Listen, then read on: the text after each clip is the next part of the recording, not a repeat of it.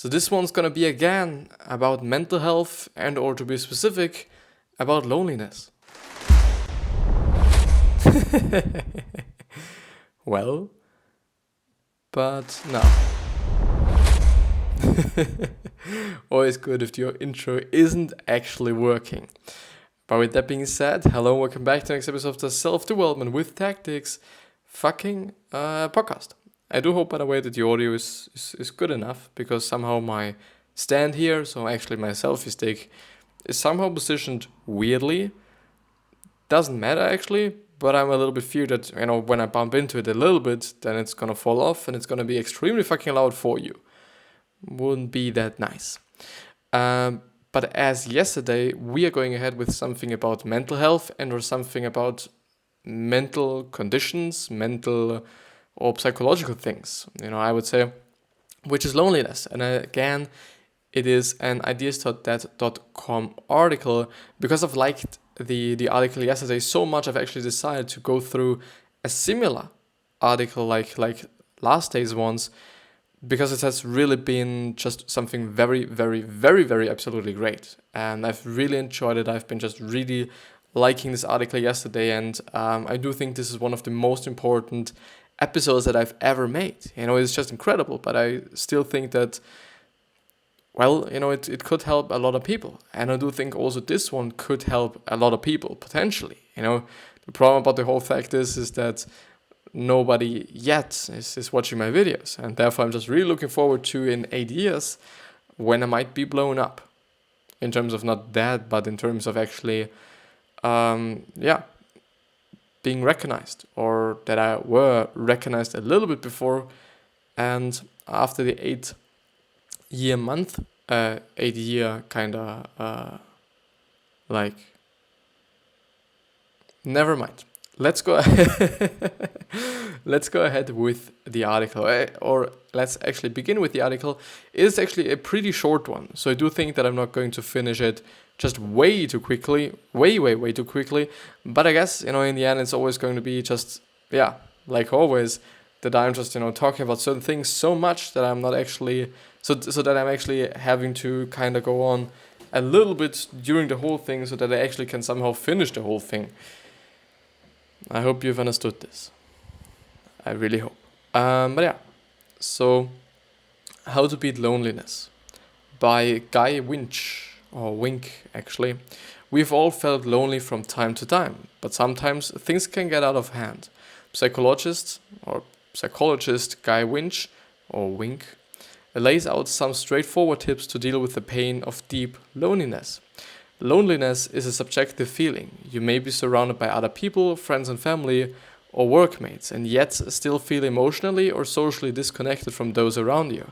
Other people are not guaranteed to shield us against the raw emotional pain that loneliness inflicts. And I truly think that it is actually pain. Like being alone, and I think being lonely is one of the most devastatingly bad things that actually can happen to you somehow, because it really is fucked up. Also because I think, and I somehow know, that we are all kind of just very social people. I think the human being as such is actually pretty social, even though I do think about why some people actually do like to be just alone so much.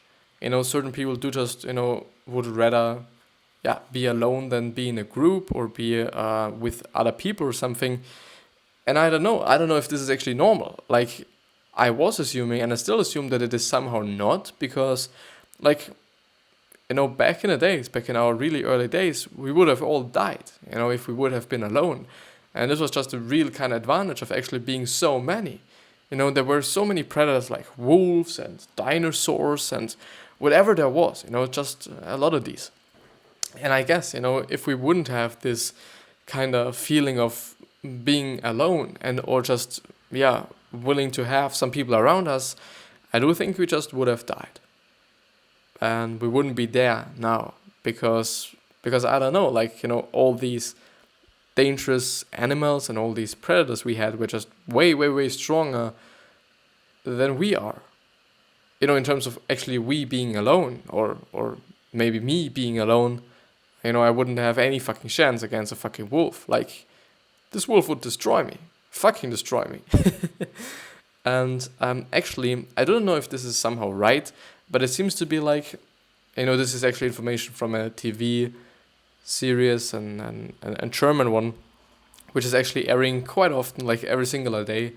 And I don't know, like sometimes I feel like their information that they are actually spreading is wrong somehow, and somehow it is good, and somehow it is also right, and still they just make a very interesting kind of episodes, if you're willing, videos. Now they're actually kind of turning into the whole streaming thing, and they're actually turning and or changing into the whole YouTube thing, which I guess, I don't know how you're feeling about it, but I kind of feel like the TV is not going to be there in 10 years. Totally not. I guess there will totally be something different. Like, the thing is, my parents, for example, they watch TV every single day. Like, in the evening when they, relax and chill out and whatsoever.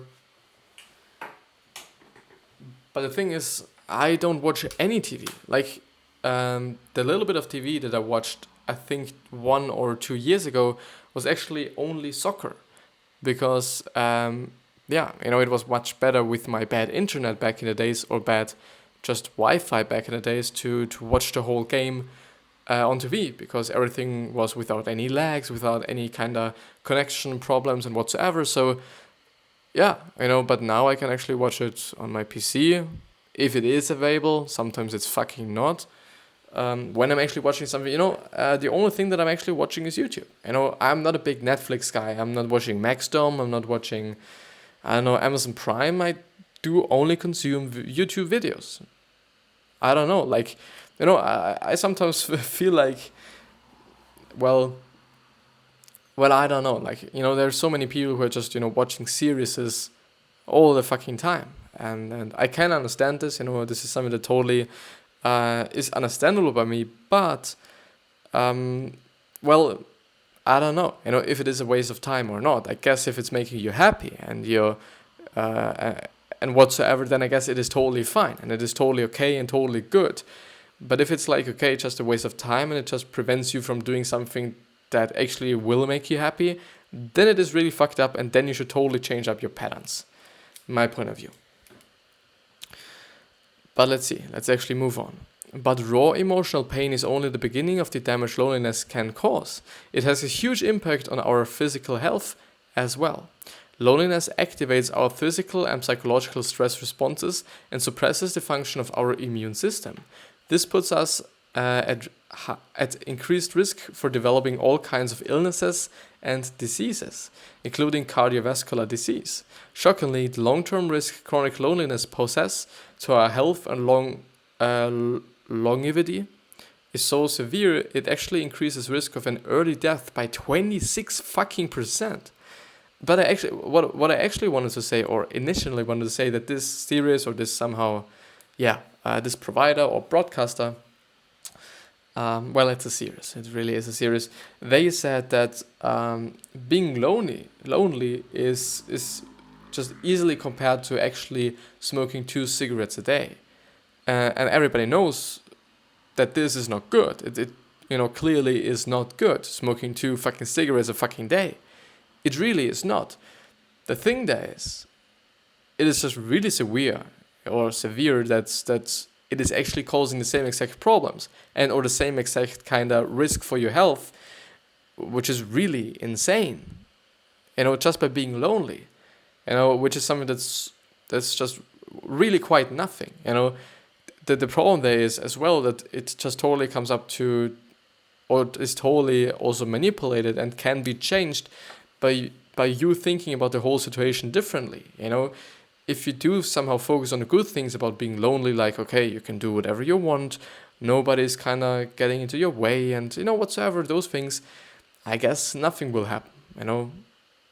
But I do think that the whole loneliness thing, if you say you're feeling lonely, I guess it just means that you're feeling bad about being alone. Like, I do not think that there is actually a positive connotation to being lonely.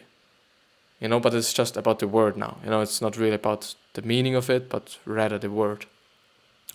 So emerging from loneliness is far more challenging than we realize. There are many paths to loneliness. Some enter loneliness gradually, for example, when you're pretty old and, your wife or husband dies. I really assume, by the way, that this is just fucking shocking, and this is just really, really sad and bad. If you've just been living with a person for such a long time and then they just aren't there anymore. I do just really realize that it's really fucking bad. It really fucking is. And I do really just quite admire those people that are still being happy and or that still are kind of positive about their whole life. And even though they are old, which is, as such, not that well or not that good, and they are alone, they have lost a person that has been with them for probably, I don't know, it doesn't have to be the case, for a long time. It is devastating. It really is. And I nearly fucking had to cry because I don't know. I was so empathetical with this situation that I was thinking about. It's just, just really fucking bad.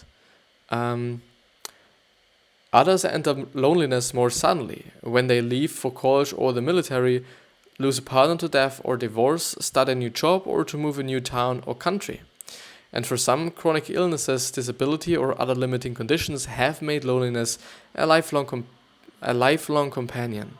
Unfortunately, emerging from loneliness is far more challenging than we realize, as the psychological wounds it inflicts create a trap from which it is difficult to break free. Loneliness distorts our perceptions, making us believe the people around us care much less than they actually do, and it makes us view our existing relationships more negatively, such that we see them as less meaningful and important than we would if we were not lonely.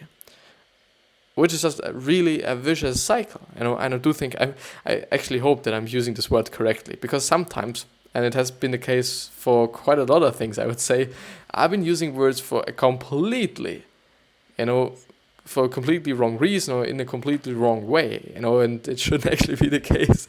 It's not that good. It really is not.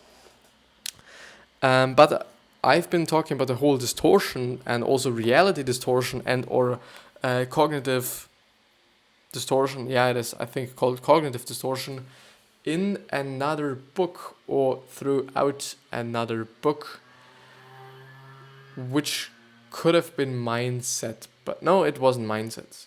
I unfortunately don't remember. It's actually always the case that I do not remember. But there are just a lot of ways we somehow see our reality or the reality differently than it actually is. There are just a lot of ways. Like people that are like, okay, everything is what it is and there is nothing to change about this, all the things and whatsoever. This is, for example, a cognitive distortion. And this also is a cognitive distortion, that you somehow feel like that something is happening or something is a way that it actually isn't. Or it is actually not the way. So this is actually also one of these cognitive distortions. And there are way, way, way fucking more of them. Also like feeling always like the victim, I guess, is also one of these. Being always like, okay, everything, well, it's the same case as this one, just saying like, everyone is so mad at me, nobody likes me and whatsoever, which is totally not true. But the problem there is, it is, at my point of view at least, very difficult to just step out of this vicious cycle, because it is a fucking cycle. And, if we really believe something, it is, I think, pretty hard to change. Even though, for some people it might be just really easy, and for some it might be very, very hard and or tough. So I think it really comes up to who you are and how you think about certain things and how you maybe live life.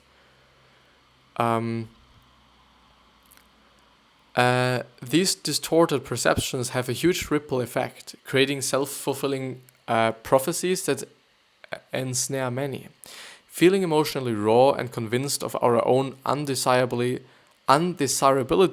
and of the diminished caring of others, we hesitate to reach out, even as we are likely to respond to overtunes or overturns or tours from others with hesitance, resentment, skepticism, or desperation, effectively pushing away the very people who could elevate our condition.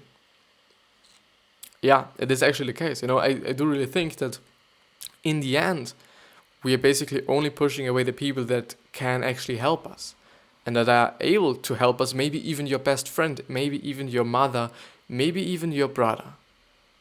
This could actually be the case because you think like they don't like you, they don't care about you because something happened once, or your family just dislikes you.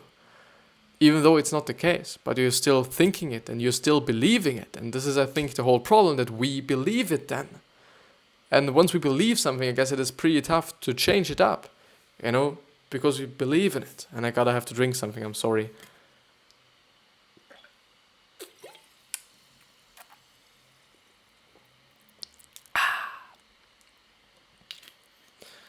I think it's pretty tough, those cognitive distortions, and still it is a pretty interesting thing. And I also think that if you kind of read more about it, or if you get more knowledge in this certain space and more knowledge about those cognitive distortions, I do also believe that you can really help yourself and or prevent yourself of actually getting into such a vicious cycle, or to actually somehow think like, am I doing something like this? Is this happening to me and I'm actually not realizing it? I do think this is only possible if you know that there's something like this, and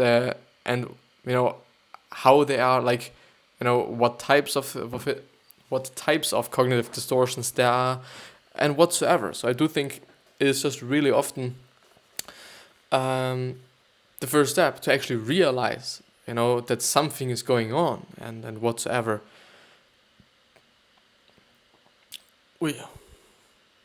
How do you actually call the water? Is it sprinkling water? Like, if it's like little, like, sprinkly.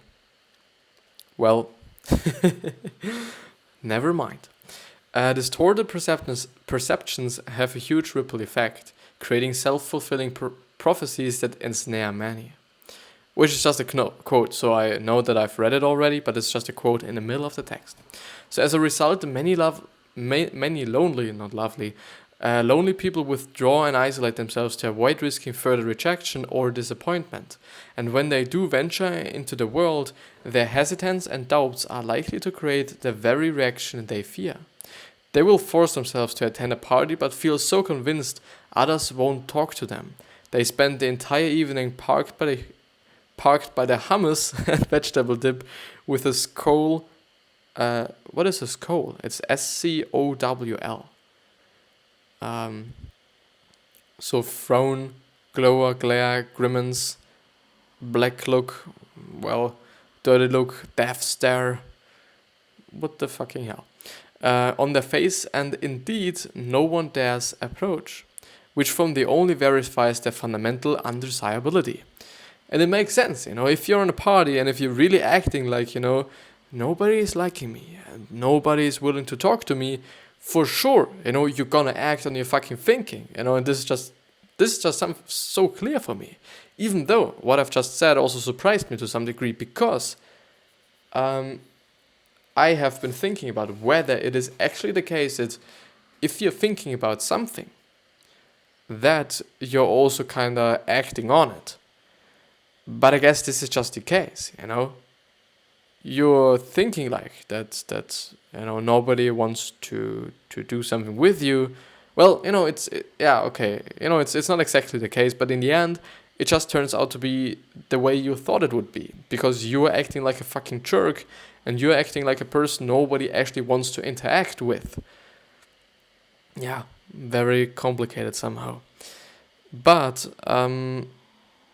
yeah, I do think that's the only thing, and the solution must be, or for me at least, is to think about it differently, to think about the situation differently. Because if you somehow, thinking about it differently in terms of actually not thinking that nobody's gonna talk to you. I wouldn't necessarily say that you just have to think like, okay, everybody's gonna talk to me, and I'm gonna be the most hit up person on the fucking party or something. I wouldn't say so, but I guess, if you say like, and if you think like that you are not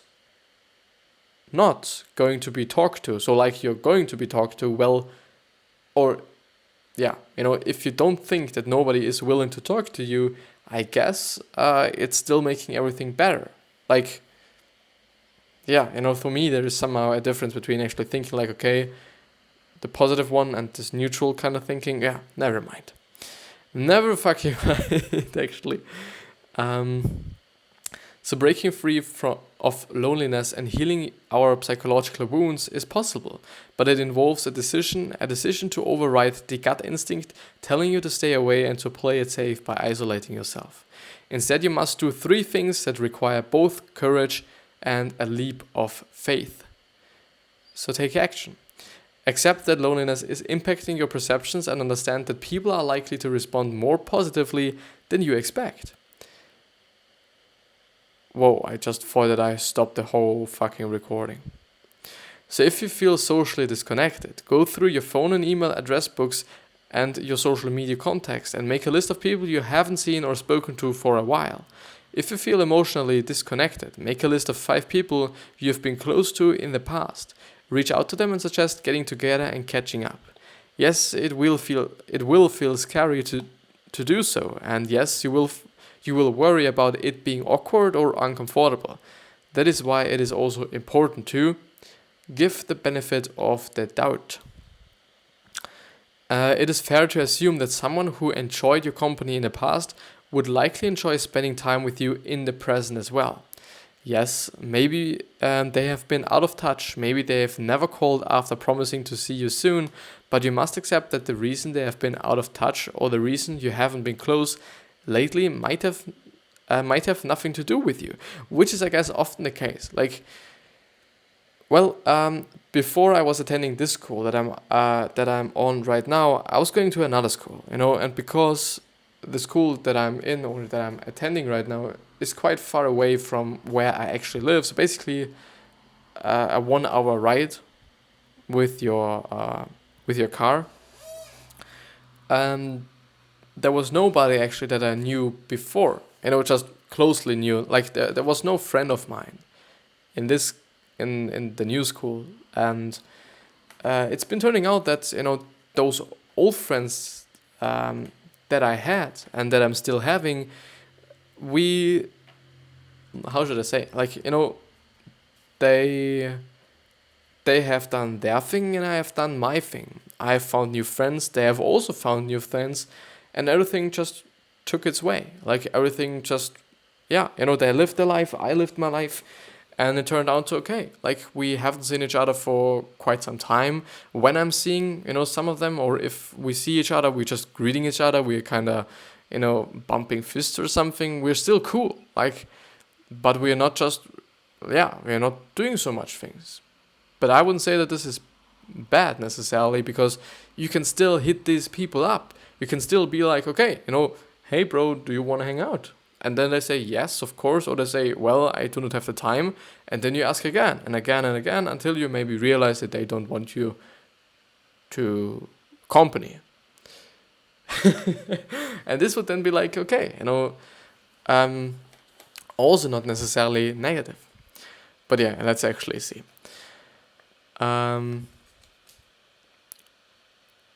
In all likelihood, it is their busy lives, their competing priorities, stresses, or opportunities that led to the disconnect between you. In many cases, there might not even be a disconnect. In other words, the reluctance you assume on their part might not even exist. So reach out to the people on your list, but remember to approach with positivity. I think you should always fucking approach with positivity, because why would you? The thing that's really driving me crazy, it somehow is really driving me crazy, and I can't speak today, is that so many fucking people, and I'm not complaining, I'm really not complaining. So many people are negative. So many fucking people are negative. If young or old, it doesn't matter.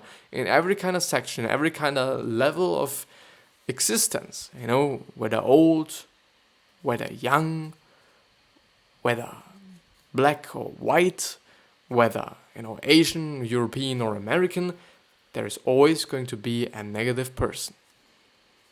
And I don't really get it. In terms of, okay, I can understand it, but it doesn't make any fucking sense to me. It really doesn't.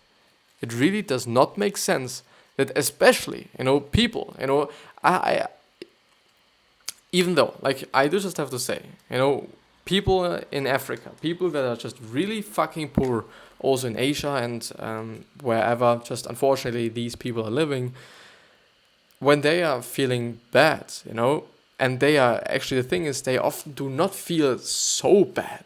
For sure they feel bad, but we feel bad, and I guess, we feeling bad is the exact same feeling bad as they feel bad, somehow. But I don't know, for all the people that are actually living in North America, and I do know that there are some people from California, probably, that are watching this, that are, at least hearing this, because my analytics say that, a lot of people are, or just a high percentage is from California.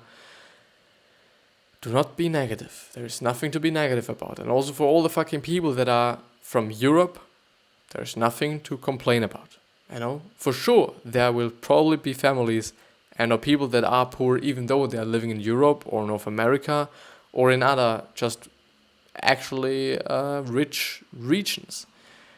But still, you are alive, you do have something, and you basically have all the possibilities that someone can have.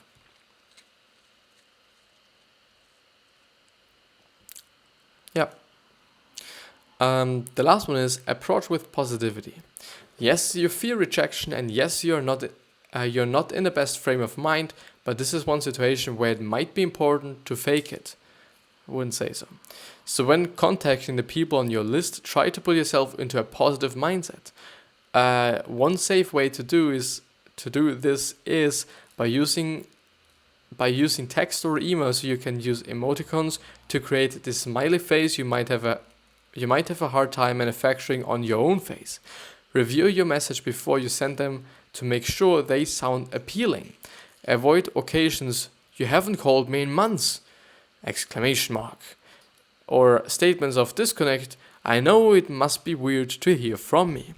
Express positive sentiment, "was thinking about you," or "miss you," an invitation, "let's grab a coffee," or "I would love to get dinner and catch up," and be specific in terms of time framing. How's next week looking? Or what's a good day this month? Actually makes sense that you're specific about it, because if this is really a person that you have been disconnected from, it makes sense that if you ask okay, do you want to do something?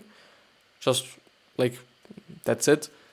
I guess, there might actually be again the case that you will disconnect if you don't make it as clear as possible. Loneliness is extremely painful, but once you recognize the perceptual distortions it causes and the psychological trap it creates, you will be able to marshal your courage, take that leap of faith, and plan your escape. Freedom will be sweet once you do. That's actually true. And my throat is getting pretty dry. Yeah, it's fucking dry. Oh my god. I can't speak today. Speaking today is a little bit weird, to be honest. I don't know why.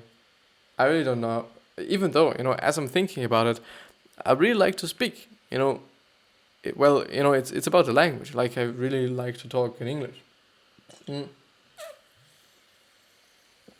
Even though it has been something different a few months ago, I'd say. Is it now raining?